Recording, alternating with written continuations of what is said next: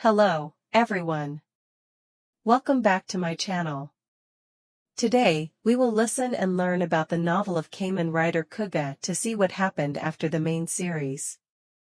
13 years have passed since Godai Yusuke fought against the strange creatures called the Gurongi tribe. He suddenly disappeared.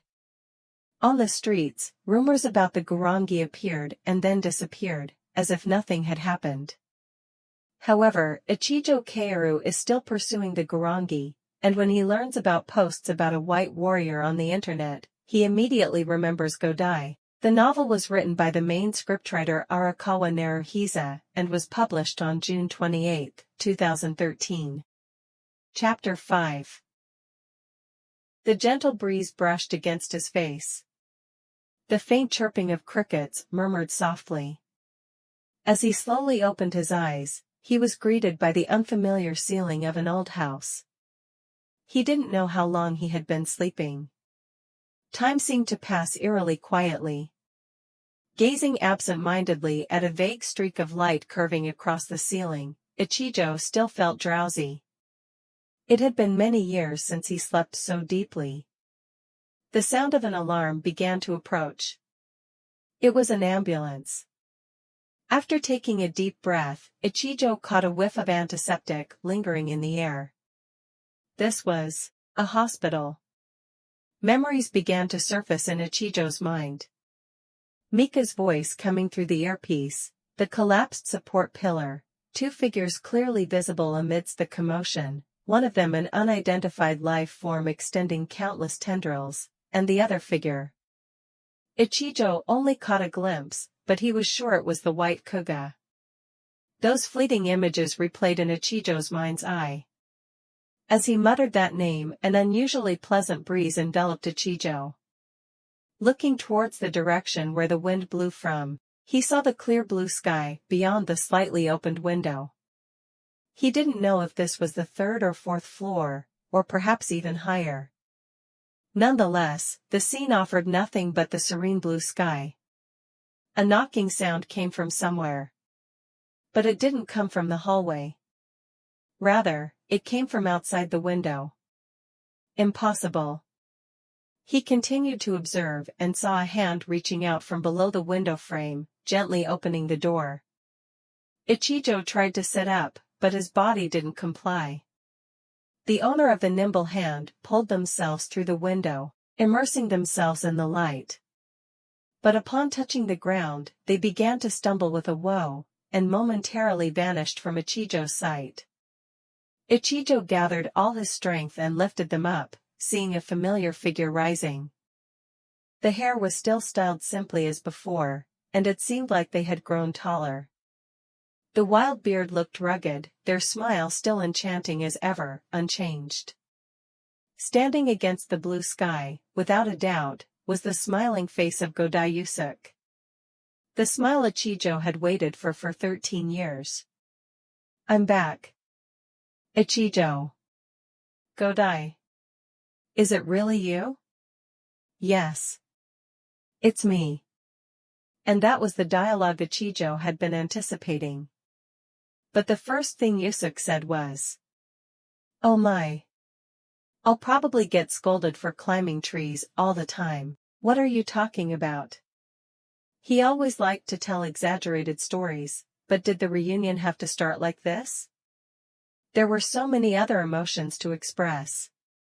Haha, I'm just saying. Yusuke began to scratch his head sheepishly. And then Ichijo realized. This was Godai. He felt deeply nostalgic. So Ichijo felt truly at ease. Yusuke then sat down on the edge of the bed and looked at Ichijo sheepishly. I'm back, Ichijo. Finally, he said those words. At this moment, Ichijo's heart was filled with a myriad of things he wanted to express. But indeed, it was so sudden that he couldn't decide what to say first. Finally, Ichijo reached out and gently tapped Yusuke's slightly bowed shoulder. It's too late, Godai. And as if expecting that response, Yusuke replied with a smile. I'm late indeed. Don't just say that. Why now, of all times, did you? Now, calm down, Ichijo. Just relax for a moment. But it's okay, come on. Let's go. Huh? Come with me. Yusuke stood up and began walking towards the door. But Ichijo didn't have the strength to get up, but Yusuke replied. It's okay, after all, you're still Ichijo. Yusuke left the room with a smile, and as Ichijo tried to get up to follow, his body mysteriously felt lighter, and he could stand up without any issues. As if the previous pain had never existed, he chased after Yusuke and stepped into the hallway. The hair was still styled simply as before, and it seemed like they had grown taller. The wild beard looked rugged, their smile still enchanting as ever, unchanged. Standing against the blue sky, without a doubt, was the smiling face of Godai Yusuke. The smile Ichijo had waited for 13 years. I'm back. Ichijo. Godai. Is it really you? Yes. It's me. And that was the dialogue Ichijo had been anticipating. But the first thing Yusuke said was, "Oh my. I'll probably get scolded for climbing trees all the time. What are you talking about?" He always liked to tell exaggerated stories, but did the reunion have to start like this? There were so many other emotions to express. Haha, I'm just saying. Yusuke began to scratch his head sheepishly. And then Ichijo realized. This was Godai. He felt deeply nostalgic. So Ichijo felt truly at ease. Yusuke then sat down on the edge of the bed and looked at Ichijo sheepishly. I'm back, Ichijo. Finally, he said those words. At this moment, Ichijo's heart was filled with a myriad of things he wanted to express. But indeed, it was so sudden that he couldn't decide what to say first. Finally, Ichijo reached out and gently tapped Yusuke's slightly bowed shoulder. It's too late, Godai. And as if expecting that response, Yusuke replied with a smile. I'm late indeed. Don't just say that. Why now, of all times, did you? Now, calm down, Ichijo. Just relax for a moment. But it's okay, come on. Let's go. Huh? Come with me. Yusuke stood up and began walking towards the door. But Ichijo didn't have the strength to get up, but Yusuke replied. It's okay, after all, you're still Ichijo. Yusuke left the room with a smile, and as Ichijo tried to get up to follow, his body mysteriously felt lighter, and he could stand up without any issues. As if the previous pain had never existed, he chased after Yusuke and stepped into the hallway. That's okay, Ichijo. Yusuke said cheerfully, as he always did. But that wasn't okay at all. Ichijo tried to respond, but no words came out. His body felt heavier and heavier. Godai. Ichijo couldn't even articulate his thoughts into words. It's okay, Ichijo. Just lean on my shoulder and sleep, like last time. What are you saying? Are you really okay? Yeah. As long as I can see your peaceful sleeping face, that's good enough for me. Don't joke like that. You're kind of offending me. But Ichijo's body no longer listened to him. He naturally fell onto Yusuke's shoulder and once again sank into sleep. When Ichijo woke up again, he felt that something was off. He saw an entirely new white ceiling.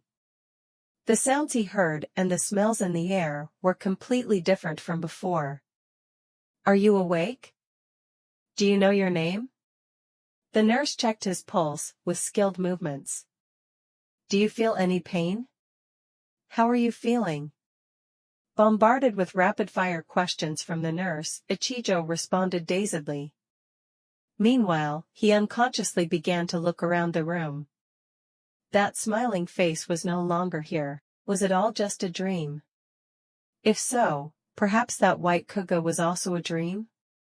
As the doctors continued to examine Ichijo, they said that it had been 2 days since the accident, and he had been in a deep coma since then. They didn't allow Ichijo to read recent newspapers for fear of causing undue agitation, but they said that according to TV news, the situation surrounding the accident had begun to calm down, so he could rest easy. Judging from their tone, the identity of Togai Brin as the unidentified life form had still not been revealed.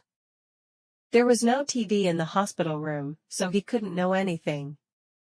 His mobile phone and notebook were stored in the safe beside him, but they were out of battery.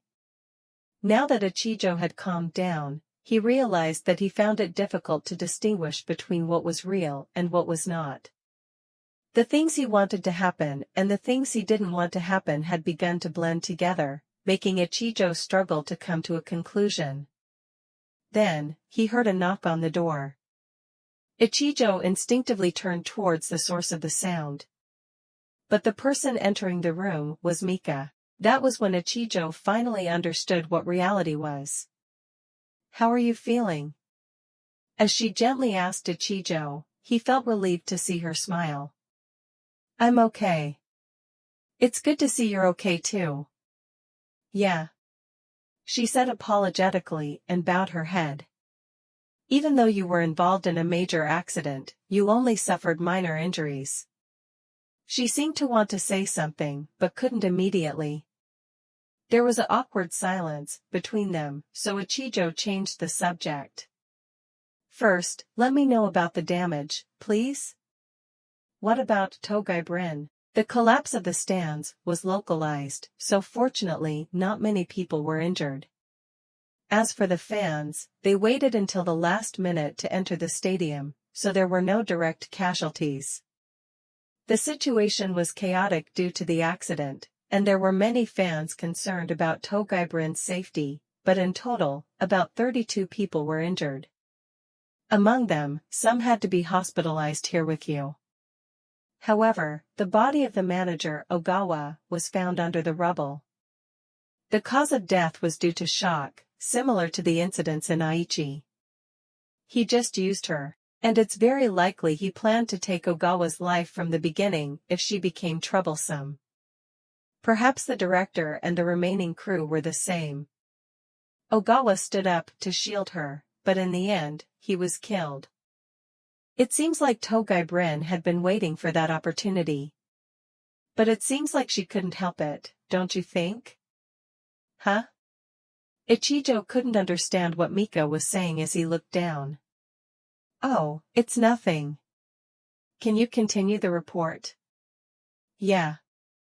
I've recorded and sent a report confirming that Togai Brin is identified life form number 48. Number 48. Togai Brin finally had a designation like the other identified life forms. But Ichijo wasn't satisfied at all.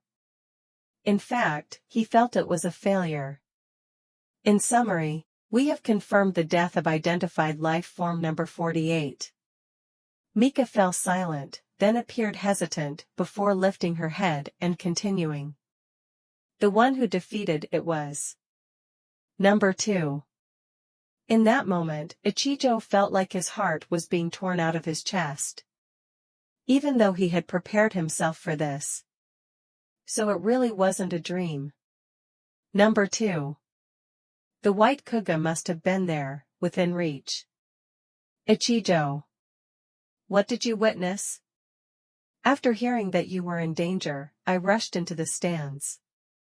When the stadium began to collapse, I entered through the staff corridor. The power was cut off, so everything was pitch black, then suddenly it lit up. Maybe at that moment, a piece of the ceiling hit my head. I briefly saw the white Kuuga fighting with another figure. No, more accurately, I thought I saw that. But after hearing your report, now I'm sure. Mika listened silently. Ichijo wore a heavy expression. After hesitating for a while, he finally spoke the name he hadn't said for a long time. "You were saved by Godai, weren't you?" Mika immediately lifted her head and looked at Ichijo with wide eyes before bowing her head in embarrassment. Ichijo thought she felt guilty for not having the information he wanted to hear. The hospital cafeteria became quiet as the visiting hours for non-admitted patients ended. Ichijo moved to another area to reacquaint himself with his routine. Mika was worried about Ichijo sleeping for 2 days after the accident, so she requested him not to overexert himself. But Ichijo was determined not to rest until he confirmed that the investigation was still going smoothly. He was also caught by a nurse who told him he needed to take more rest, but he didn't listen. As usual, Ichijo demonstrated an extraordinary recovery speed. When Ichijo decided to buy coffee from the vending machine, Mika pleaded with him to at least choose a type without caffeine, and finally she persuaded him. Ichijo felt somewhat disappointed because he was used to relaxing his mind with strong coffee, but this time, he spoke with Mika cautiously. "So, how is he doing?" "It's hard to say, I still haven't gotten a clear look at him." Well, that's understandable, Ichijo thought. Mika had to face the crisis involving number 48, then the man suddenly appeared and rescued her. It's understandable that she doesn't have a clear understanding of the situation. At that time, my body was being tightly squeezed by her, then released. I remember number 48 shouted something. She seemed shocked by the sudden appearance of the white Kuuga. But she quickly launched an attack. Probably, Mika had found a safe place to hide. "Did you see him fighting?" "Yes, probably. It's amazing that I wasn't hurt amidst the chaos." "What happened there? Why did it collapse?" When number 48 wrapped the tentacles around the white Kuuga, some of them pierced through the ceiling. Shortly after, there was a massive explosion, and the ceiling collapsed. This is just my speculation, but it's possible that number 48 released some kind of PAB from the tentacles, destroying the concrete and bedrock. PAB stands for Plasma Acoustic Blast. This is a technology that uses shock waves emitted from plasma to crush rock or concrete. First, a hole is drilled into the concrete to be destroyed, which is filled with water and has an electrode rod. Then, plasma created by high-power electrical discharge rapidly develops into a shock wave. The shock wave then propagates throughout the concrete, breaking it into pieces. Number 48 may have wanted to move the battle outside the building. Or perhaps she was trying to lure him into the water. Either way, she had to pay with her life. What do you mean? The ceiling shook more than expected, and number 48 was hit by a large piece of concrete. If it wasn't for that causing significant damage, number 2 wouldn't have been able to win. He is still white, isn't he? He's white, the whole time. He didn't turn red? Or purple, blue, or green? I don't think so. Mika looked down in silence. Ichijo understood what that meant. It's difficult for her to say more. Kuuga couldn't turn red. The exact reason is still unclear, but in stable physical and mental conditions, Godai should be able to freely change forms. Mika probably realized this. In the end, I finally understood what you meant at that time. Huh. When you said that you didn't want Godai to fight anymore. Yeah. I didn't expect him to struggle so much against number 48. At this point, Mika seemed to be whispering her own emotions more than telling Ichijo about what happened. I made a mistake. I always judged everything based on his human form, so I never thought it was such a big issue. But in reality, I understand. The punches were thrown countless times, but they didn't accomplish anything. Those dull, damp sounds echoed time and time again. Ichijo unconsciously closed his eyes. The memories of those sounds from many years ago vividly resurfaced. The feeling that Kuuga Godai had when he threw those punches. Half of the ceiling collapsed. Number 48 took a heavy blow. Finally, number 2 managed to use the finishing kick, and then number 48 exploded. At the same time, it reverted back to the form of Togai Brin, you. She fell silent for a moment, her face slightly contorted. But as if squeezing out the remaining words from within her, she continued. Right before my eyes was her head. Mika was trembling. She was trying her best to hold herself together. And she continued to whisper. What is this emotion? Not fear, not sadness, but truly terrifying, panicked when realizing that I did something that couldn't be undone. Even though I had wished for her to die before, seeing a life disappear right in front of me, I couldn't bear it. Once again, she paused, tears streaming down her face. Godai fought through all this time, with conflicts like these. Ichijo remained silent and observed. Mika kept wiping her tears and apologizing, but the tears kept flowing. Mika then took her own right hand. Thank you. Ichijo's brief thank you to Mika surprised even himself. Facing Mika's tear-stained face, looking towards him, Ichijo hesitated in his response. No, I just said that suddenly. It might be a bit unusual to thank you like that, huh? No, not at all. No further words needed to be said. Mika completely understood Ichijo's feelings. I'm sorry for suddenly crying like this. Mika wiped her face, feeling comfortable expressing her concern to Ichijo. Ichijo, do you think this is the conclusion of number 48? What do you think, Natsum? I want to believe that everything has ended, but somehow I still feel like it's not over. I feel the same. If that's the case, we need to urgently reinforce manpower for the investigation headquarters. Yes. If a new unknown life form appears, the police force will need to be at their best to deal with it. If not.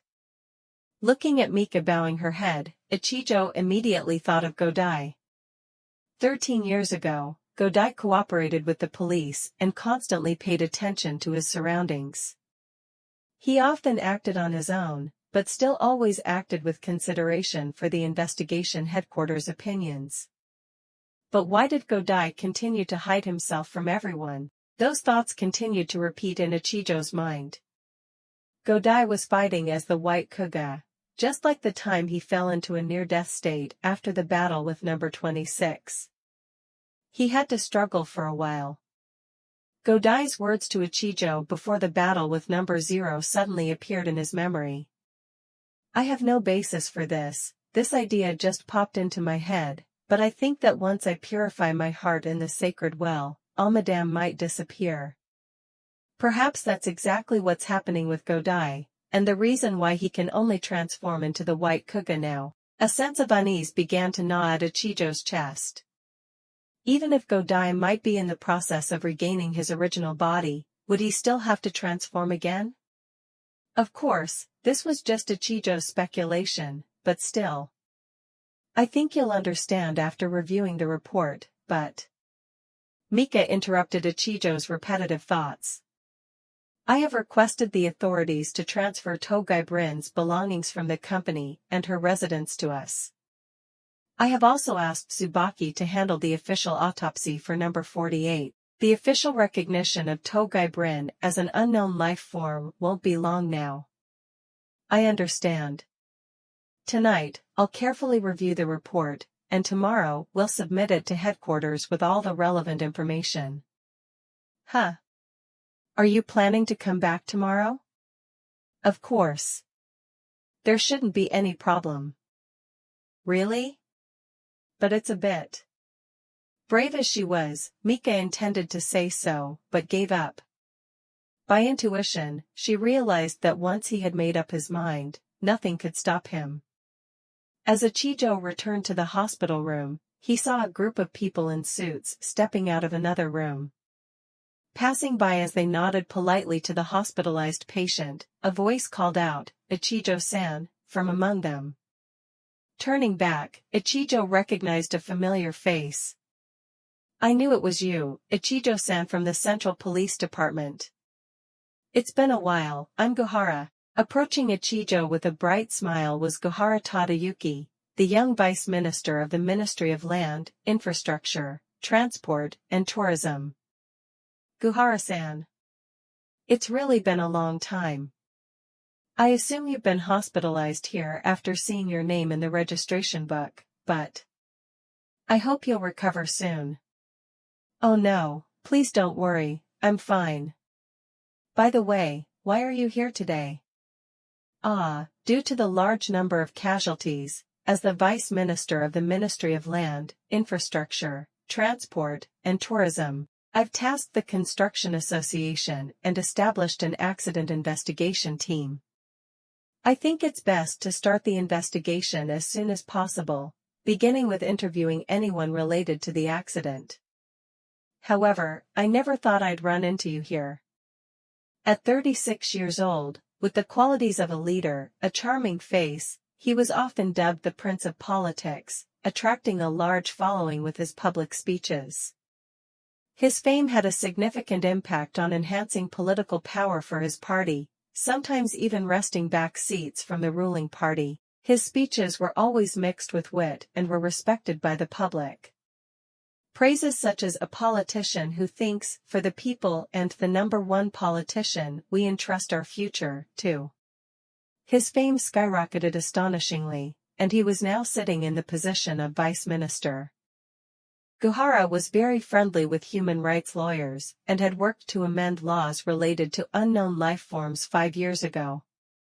Even now, Gohara continued to use his sharp tongue in speeches to avoid controversy and draw attention to unknown life form incidents.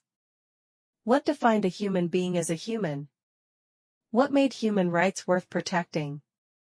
Instead of focusing solely on definitions of unknown life forms, Gohara shifted the discussion to how society could prevent Gurongi.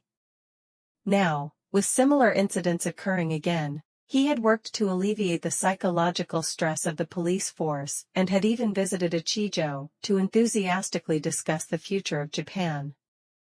During those times, Ichijo emphasized that Gurongi were a special existence, a national threat, which the police force alone couldn't handle.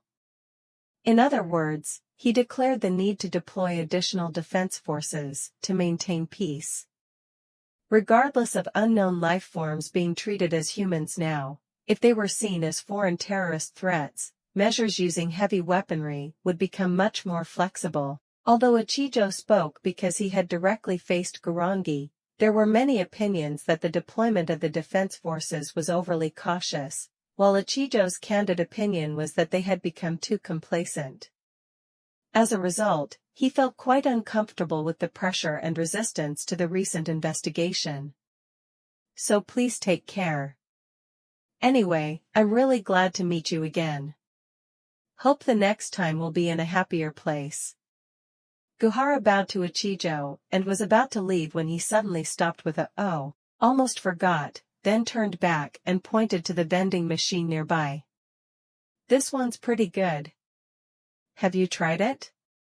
Stuck on the vending machine is an advertisement describing a famous football player holding a bottle of Lionel with a bright smile on his face. Lionel. It brings smiles to everyone. Refreshing. Lionel, you know it, right? Haha. Mischievously, Gohara mimicked the advertisement aired on TV daily. Refreshing is the sound effect played when the football player flashes his bright white teeth. He could easily pull off such tricks, despite being a politician with a pleasant appearance. Perhaps that's why he was so beloved by the people. The hospital also has vending machines, huh? I drink it every day. Oh, really? Maybe next time I'll try it. Ichijo replied politely. He didn't say, "I'll try it," because he didn't actually intend to. Guhara noticed and still smiled. He bowed once again and left. Even a politician like him drinks this stuff. Mika muttered as she watched the Guhara group leave. Lionel is a supplemental organic food that can be used from infants to the elderly.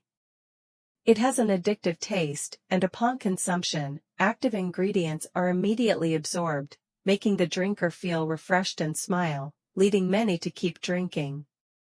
There's Lionel E available in vending machines and convenience stores, along with Lionel Z, which contains even more active ingredients. This is a type 3 pharmaceutical and essentially can only be purchased at pharmacies, but it can also be bought online.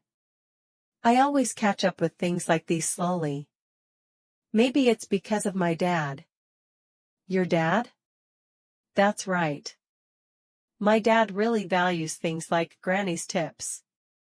If my teeth hurt at midnight, he'll rub soaked apricot on my forehead. Even when I have a cold, he won't give me medicine, just saying, sweating it out is enough. I see. My mom is a nurse, so whenever people drink carbonated drinks, she thinks, that thing has many colors, so stay away from it as much as possible. By the time I realized it, I found myself catching up with trends late like you. After a bitter laugh for a while, Ichijo suddenly became serious and whispered, "Anyway, I'm worried if the Ministry of Land, Infrastructure, Transport, and Tourism is acting so quickly." True. If you look at your report, you'll see that there's no need to establish an accident investigation committee. To dispel his worries, Ichijo immediately contacted Sugita and informed him of his intention to return to work, then completed the discharge procedures. He wanted to return to the temporary investigation headquarters as soon as possible to understand the situation. The CT scan he received when the ambulance arrived didn't show anything abnormal, so the doctors let him leave. However, Mika was much more worried, telling him, "I'll look into the investigation. You should rest for at least one more night." But Ichijo was determined not to listen and rushed into the city as the twilight fell, heading straight to the temporary investigation headquarters. When Ichijo and Mika arrived at the Central Police Department, the sun had set. Room 4 of the temporary investigation headquarters was completely silent, without a soul. Perhaps they had all been transferred to support other departments. Sugita wasn't there, and he hadn't contacted Mika either, so Ichijo felt a little worried. However, he focused more on organizing information and planning for the next steps. But Mika had taken a step ahead of Ichijo. She opened the door and was instantly paralyzed with anxiety. When she turned on the light, she unconsciously exclaimed, "No way." Stacks of boxes containing documents, numerous investigation reports on the table, not a trace left behind. The room had returned to its original state, with no equipment installed, just a small meeting room. "What's going on?" Mika approached the table, and suddenly a voice came from below. "You're wearing quite plain underwear today, huh?" Chief Sugita." Sugita lay sprawled under the table, stretching his arms and legs. "What's the boss doing down there?" "That's sexual harassment." "Sorry, but I've been sleeping under the table since the beginning." Sugita slowly crawled out from under the table and stood up, visibly exhausted, then sat straight on top of the table.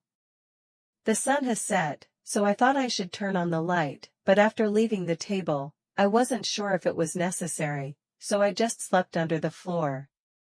Instead of Mika being stunned, Ichijo immediately asked, "What happened? You look very different from when I called earlier." Just after that, those who claimed to be from Nacho came and demanded that I hand over all the investigation documents. Nacho, but why would they do that? Nacho mentioned here is the Information Investigation and Internal Intelligence Office. An intelligence organization related to the CIA of the United States. They hold crucial information for the country. Don't ask why. Because the death of number 0 has officially announced to the nation that the unknowns have been eradicated. News about number 48 spreading like a joke would only cause major panic, so this place had to be disbanded and immediately stopped investigating this issue. Oh no! Mika exclaimed in disbelief. They also ignored my report. We need to compare the fragments of number 48 with what we had before, or the possibility of another participant in the game. I've written it all down. And what about Natsume's specific directive to the authorities, asking to send the body to Tsubaki? What happened with that? Ichijo asked. The body still hasn't been handed over. They didn't even bother to contact Dr. Tsubaki. In fact, they did it, so there's an order to cremate the corpse, Sugita replied. What? No wonder Mika was shocked, as she herself had cooperated with the government. While the body was brought to Kanto Medical University, a mortuary vehicle was contacted and took the body to the crematorium and disposed of it for some reason. Sugita wasn't even aware of the cremation. Someone claiming to be a representative of the investigation team ordered the cremation because there was a risk the body would spread easily transmissible toxins. Is that also because of Nacho's involvement? Sugita didn't deny Ichijo's suspicion. Maybe it's all because of Nacho, but who actually ordered them to do so? They wouldn't go to such lengths if they weren't requested by the cabinet beforehand, but my superiors don't tell me anything. What should I do now? If another unknown appears. You're not like yourself, Natsume. Don't be so weak. But, even the boss earlier was sleeping under the table. Idiot. I didn't close my eyes, because of weakness. I'm thinking about what to do next, as the head of the investigation team. So we're not going to disband. Of course not. That's a relief. As Mika felt relieved, Sugita continued. We still haven't met number 2. That Godai guy. Ah. Although there's no evidence, I feel like he hasn't contacted anyone, not even Ichijo, because things aren't over yet. Ichijo pondered for a while, before speaking up. That's also a possibility, but... It's also possible. Godai doesn't intend to meet us again. What? Why? I feel like, he's doing his best to fight as Kuuga. I don't agree. Do you know why? No, sir. Idiot, it's because I want to meet him again, so you have to believe it too. Believe that we'll meet Godai again, not Kuuga. You're right. No wonder Mika was shocked, as she herself had cooperated with the government. While the body was brought to Kanto Medical University, a mortuary vehicle was contacted and took the body to the crematorium and disposed of it for some reason. Sugita wasn't even aware of the cremation. Someone claiming to be a representative of the investigation team ordered the cremation because there was a risk the body would spread easily transmissible toxins. Is that also because of Nacho's involvement? Sugita didn't deny Ichijo's suspicion. Maybe it's all because of Nacho, but who actually ordered them to do so? They wouldn't go to such lengths if they weren't requested by the cabinet beforehand, but my superiors don't tell me anything. What should I do now? If another unknown appears. You're not like yourself, Natsume. Don't be so weak. But, even the boss earlier was sleeping under the table. Idiot. I didn't close my eyes, because of weakness. I'm thinking about what to do next, as the head of the investigation team. So we're not going to disband. Of course not. That's a relief. As Mika felt relieved, Sugita continued. We still haven't met number 2. That Godai guy. Ah. Although there's no evidence, I feel like he hasn't contacted anyone, not even Ichijo, because things aren't over yet. Ichijo pondered for a while, before speaking up. That's also a possibility, but... It's also possible. Godai doesn't intend to meet us again. What? Why? I feel like he's doing his best to fight as Kuuga. I don't agree. Do you know why? No, sir. Idiot, it's because I want to meet him again, so you have to believe it too. Believe that we'll meet Godai again, not Kuuga. You're right. No wonder Mika was shocked, as she herself had cooperated with the government. While the body was brought to Kanto Medical University, a mortuary vehicle was contacted and took the body to the crematorium and disposed of it for some reason. Sugita wasn't even aware of the cremation. Someone claiming to be a representative of the investigation team ordered the cremation because there was a risk the body would spread easily transmissible toxins. Is that also because of Nacho's involvement? Sugita didn't deny Ichijo's suspicion. Maybe it's all because of Nacho, but who actually ordered them to do so? They wouldn't go to such lengths if they weren't requested by the cabinet beforehand, but my superiors don't tell me anything. What should I do now? If another unknown appears? You're not like yourself, Natsume. Don't be so weak. But, even the boss earlier was sleeping under the table. Idiot. I didn't close my eyes, because of weakness. I'm thinking about what to do next, as the head of the investigation team. So we're not going to disband. Of course not. That's a relief. As Mika felt relieved, Sugita continued. We still haven't met number 2.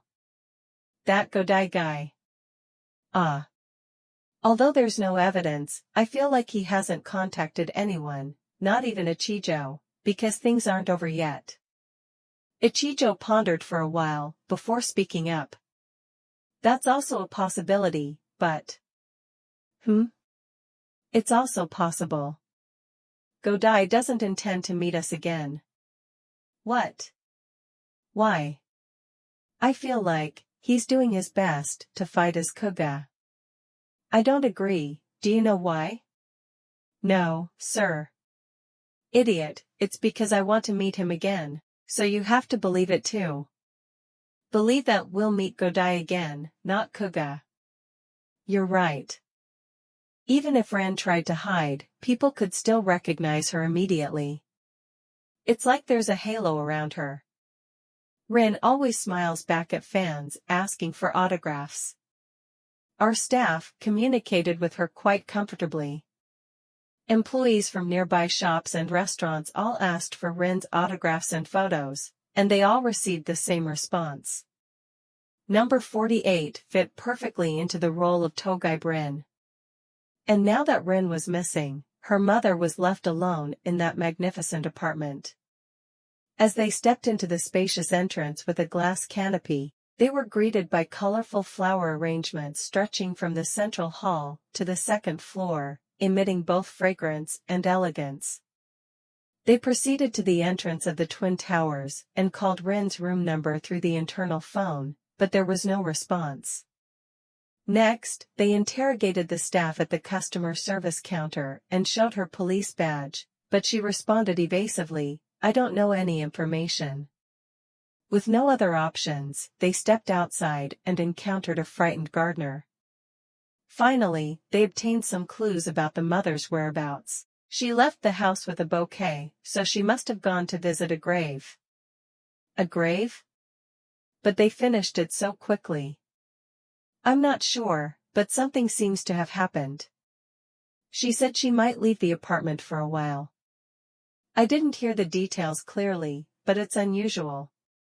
She hasn't even mourned properly yet. As they spoke, the gardener pulled out a photo of Ren with a gentle expression, on which Ren's signature was visible. That girl is very obedient. Every day, she leaves and says, I'm going, and when she comes back, I'm back, with a voice full of energy. I see her as my own granddaughter, but it's really pitiful. Her mother is becoming more and more frail, but who can blame her? She's only 16 years old. I'd willingly bear this pain for her mother if I could. The gardener gently wiped away tears with the scarf around his neck. Seeing someone cry for Rin, both Ichijo and Mika were unsure whether to reveal her true identity or not. Rin smiled at everyone, even those who were just passing through her life. But in reality, Rin had betrayed those kind people, and surely Rin had eagerly anticipated their shock. After all, she was about to kill tens of thousands of fans who loved her. The phrase, "that girl is very obedient," pierced through Ichijo and Mika's hearts. After hearing that Rin was buried on the top of a hill in the middle of the city, they continued to move on.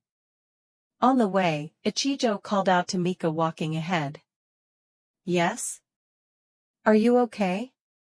"Huh? Okay with what?"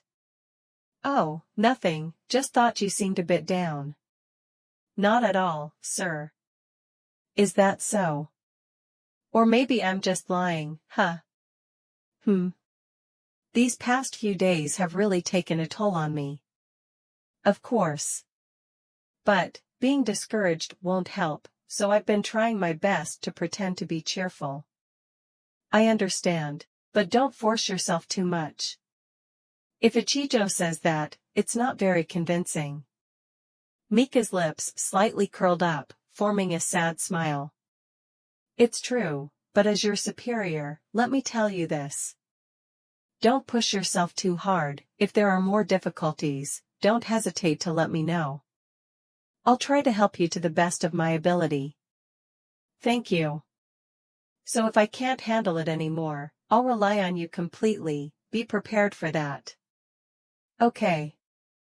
Ichijo regarded Mika as a special subordinate who couldn't be replaced. That's why he said that to her. However, he still couldn't fully understand the deep emotions in Mika's eyes. Ichijo wasn't a saint, so he couldn't know that it would cause him anguish later on.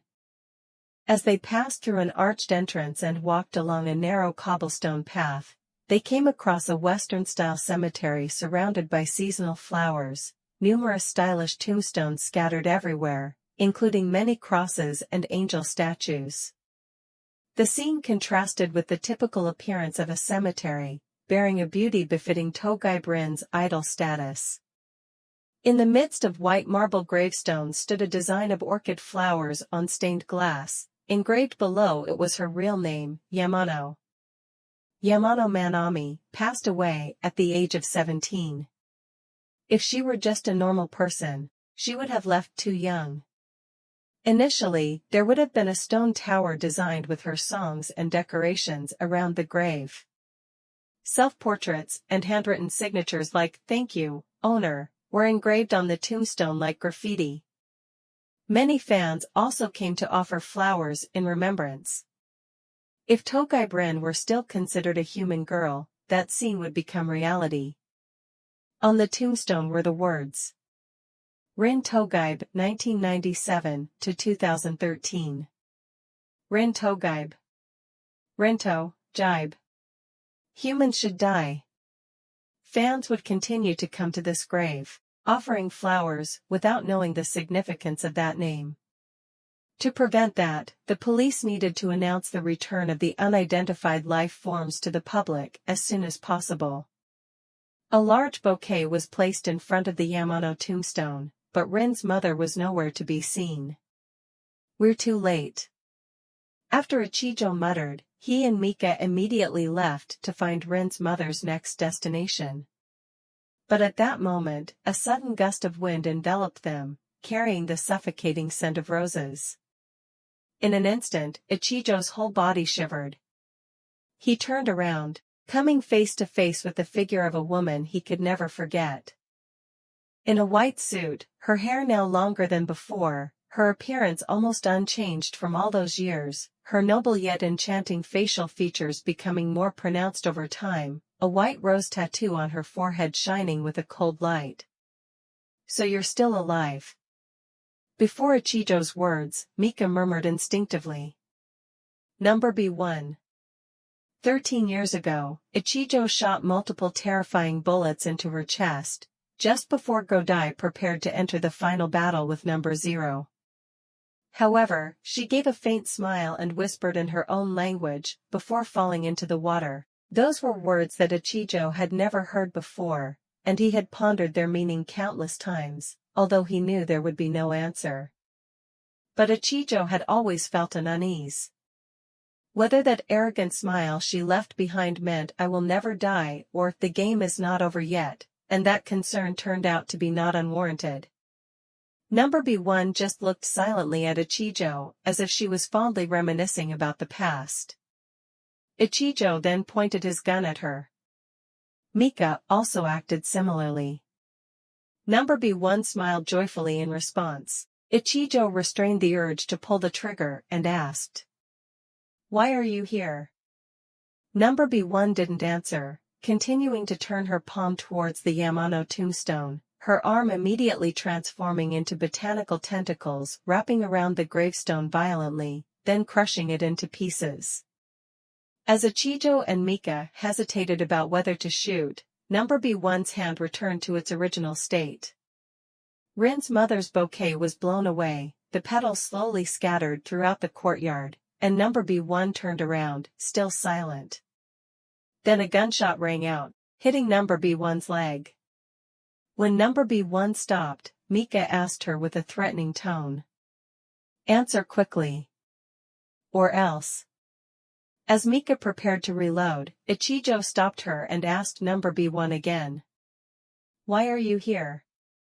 In a white suit, her hair now longer than before, her appearance almost unchanged from all those years, her noble yet enchanting facial features becoming more pronounced over time, a white rose tattoo on her forehead shining with a cold light. "So you're still alive." Before Ichijo's words, Mika murmured instinctively, "Number B1. 13 years ago, Ichijo shot multiple terrifying bullets into her chest, just before Godai prepared to enter the final battle with number 0. However, she gave a faint smile and whispered in her own language, before falling into the water. Those were words that Ichijo had never heard before, and he had pondered their meaning countless times, although he knew there would be no answer. But Ichijo had always felt an unease. Whether that arrogant smile she left behind meant "I will never die" or "the game is not over yet," and that concern turned out to be not unwarranted. Number B1 just looked silently at Ichijo, as if she was fondly reminiscing about the past. Ichijo then pointed his gun at her. Mika also acted similarly. Number B1 smiled joyfully in response. Ichijo restrained the urge to pull the trigger and asked, "Why are you here?" Number B1 didn't answer, continuing to turn her palm towards the Yamano tombstone, her arm immediately transforming into botanical tentacles wrapping around the gravestone violently, then crushing it into pieces. As Ichijo and Mika hesitated about whether to shoot, Number B1's hand returned to its original state. Rin's mother's bouquet was blown away, the petals slowly scattered throughout the courtyard, and Number B1 turned around, still silent. Then a gunshot rang out, hitting Number B1's leg. When Number B1 stopped, Mika asked her with a threatening tone, "Answer quickly. Or else." As Mika prepared to reload, Ichijo stopped her and asked Number B1 again, "Why are you here?" Number B1 returned to her original form, and as the bullets scattered to the ground, she spoke to Mika with disdain. "There's one more player. But there's nothing more you can do." "What?" "That person is extremely perfect. And if unfortunately you have to face him, there's no way for you to defeat him." "What do you mean?" "Don't compare his strength to the likes of Jiragu or Zarubo. Even Black Ultimate Kuuga doesn't know if he can defeat him." "What?" That statement weighed heavily on them. If not even Black Ultimate Kuuga could defeat him, it meant he was even stronger than the most powerful individual of the Gurongi tribe Ndeguva Ziba, the Gurongi that Yusuf bravely fought 13 years ago. Ichijo suddenly noticed Mika's python revolver beginning to slowly fall due to gravity. Her face of fear was quickly turning pale. Number B1 calmly turned back and gracefully walked away.